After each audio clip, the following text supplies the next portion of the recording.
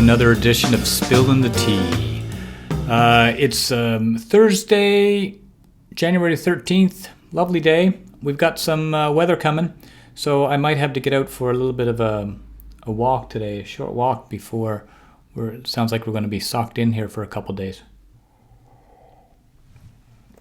Lots coming up on this edition. I'm going to be talking about 2 new hires we have recently made, an alpha program online that's about to begin, mass registration update, all of that and more in this edition. I'm going to start it off, though, with an alpha testimony by Kathy Como. Here you go, Kathy, all yours.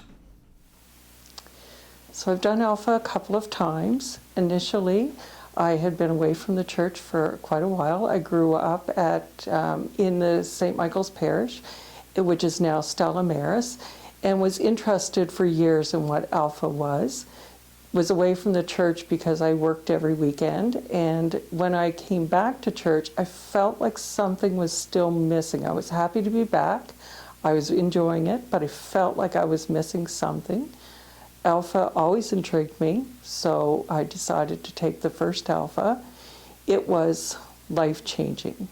The one session that really changed me was the one that Jesus died on the cross for me. Not for us, but for me. It changed my thought and my world. And at the retreat, I had an experience that really, it was comforting, it was life-changing, and it reassured me that Jesus does know who I am and loves me. It unsettled me. I couldn't tell anybody for a couple of days, but I knew I had to tell somebody before I went back to Alpha and was asked, how did it go? And it was amazing to have the response of others in which I felt kind of silly, but it is an experience that I still treasure today.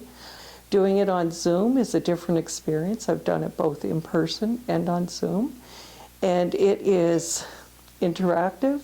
It's still learning, and every time I go, I learn something new. So I really encourage anyone to come back and join, especially now where we're in such a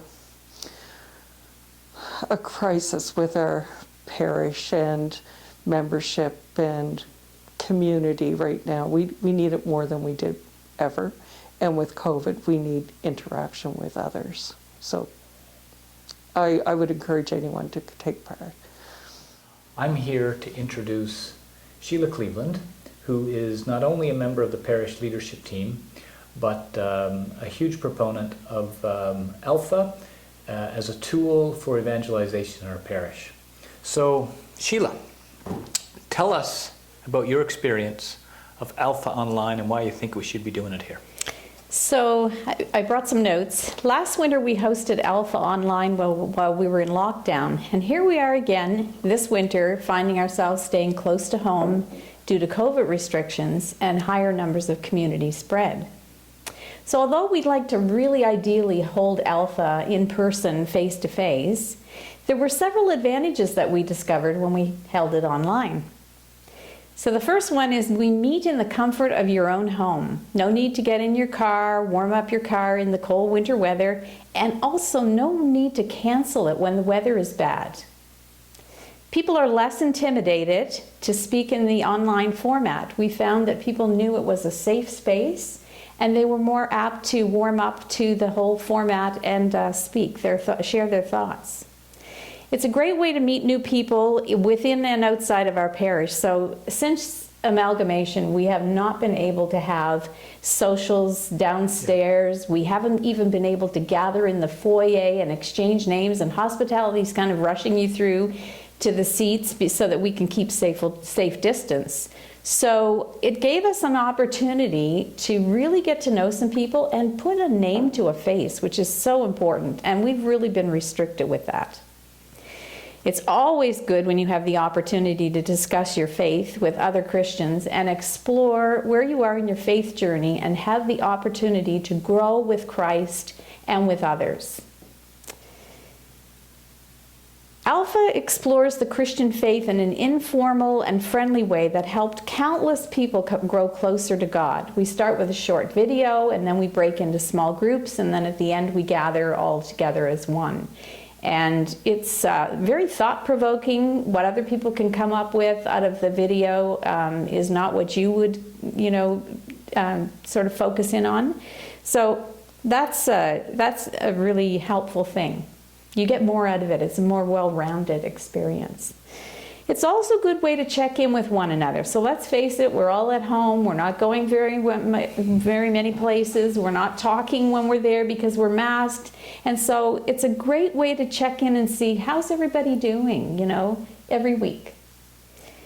And you get to know the group that you're with really well, so it's quite nice. So the Alpha team at Stella Maris Parish is inviting you to join Alpha online. Come and see. We're starting January, it's on Thursday evenings, starting January 27th at 7 p.m. It's only for an hour and a half. And I'm sure you will get something out of it. If you've done Alpha before, I always get something extra out of it because the dynamics of the people are different. And it's just a great way to spend your evening and just focus on Christ. So it's fun, it's free, and it's faith-filled. So come and see, come and join us. And if you've already attended Alpha before, come and join our team. It's the lead on the team is Karen LeBlanc, and Father Rob and myself and Jim Melvin are hosting as well. So it's a great, I can't say enough about it, and I'm sure there'll be a testimonial that you can refer to as well.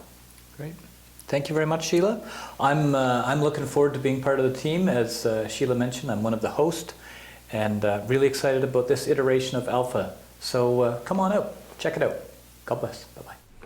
All right, now I admit I've got to talk about something I'd rather not talk about, which is COVID stuff. Are you sick of COVID yet? I'm sick of COVID. I've got to talk about COVID and some stuff around mass restrictions. Can you see that little red spot on my forehead? Or perhaps my hair is getting in the way. All right, COVID. Until the end of the month at least, we're only allowed to have 50 attend each Mass. So given that we're trying to get as many people to be able to receive the Blessed Sacrament as possible and to participate in the liturgy, just keep in mind we still have Mass every day of the week. So if you can't get to a Sunday Mass, you feel free to come out during the week for Mass. As for the Saturday 4 p.m. anticipated Mass and the Sunday Masses, restrictions, Mass attendance limited to 50. Registration opens online Mondays at noon, or you can call the office. When Mass starts, we will allow people who are waiting outside to come in if there are no shows. So that means it's really important if you make a reservation to keep it. And if you do show up, understand that there's only a small chance you're going to get in.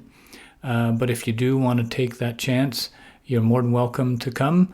But it's first come, first served up until we reach our capacity of 50. I'm so looking forward to this being done because it breaks my heart to be talking like this about the Mass. So it's not the hospitality ministers who have the unenviable task of saying, I'm sorry, there's no room here. It's not their fault. It's no one's fault. This is where we are. And so please be kind. Thanks very much. Right, I'm really happy to talk about two new staff that we've hired.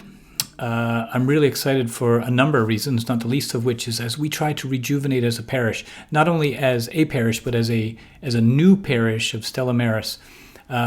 We need some dedicated horsepower to get us moving in the right direction, to help us mobilize as a parish around some really key important areas.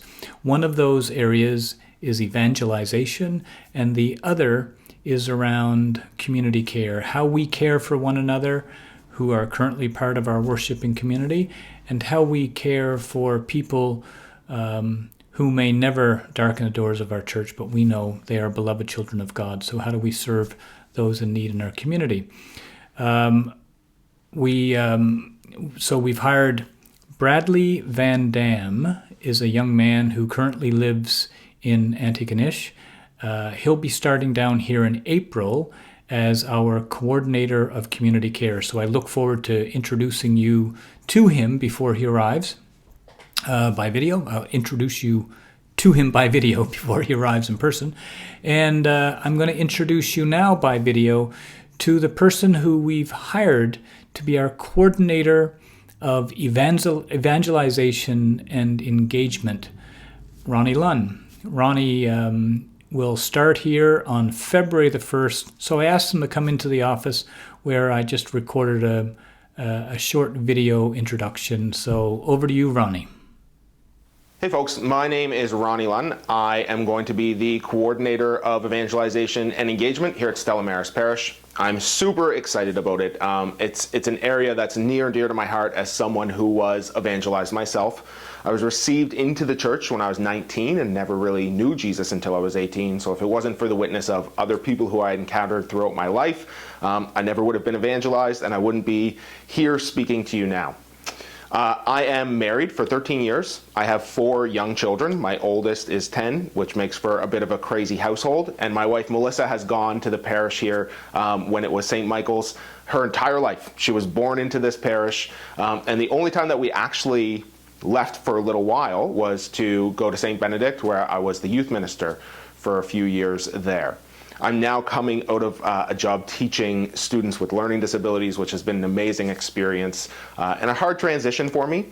But I really feel that this is where the Lord is calling me to do work today.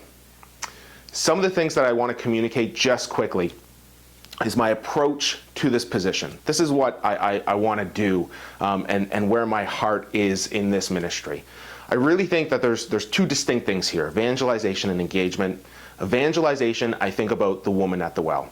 And oftentimes when we hear people talk about this story, it's talked about like we put ourselves in the place of the woman at the well and Jesus is coming to us. But I would like to propose to you that the woman at the well is the person who we're supposed to be going to as a church. She's the woman who Jesus broke down all the barriers to come to, who he let down some of his guard and he allowed her to share herself with him even though she was broken and imperfect. And she had fears and insecurities around this, and Jesus still stayed with her. She had an amazing conversion, and not just herself, but all the people who she encountered afterwards.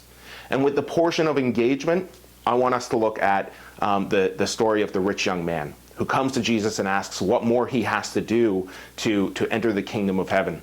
And Jesus says to him, well, you have to give up all of your wealth. He says, I followed all the 10 commandments. And Jesus says, give up your wealth. And he can't do it. And he walks away sad. And there's this piece where this man follows all the 10 commandments. He's doing what he should be doing. But Jesus has a deeper call for his life. And so what I hope that I can help build up teams and leaders around and help this parish with is for people to dig down deeper into what is God calling us to now. What more? What more can I give? Not if I should give, but how much I can give at this moment. And like I say, I want to help build up leaders and teams of people that can then minister to parishioners who can go out and be missionary disciples. This is what we're going to create together. This all gets me very, very, very excited. So thanks for tuning in to this week's edition. God bless y'all, and I hope to see you soon. Take care. God bless. Bye-bye.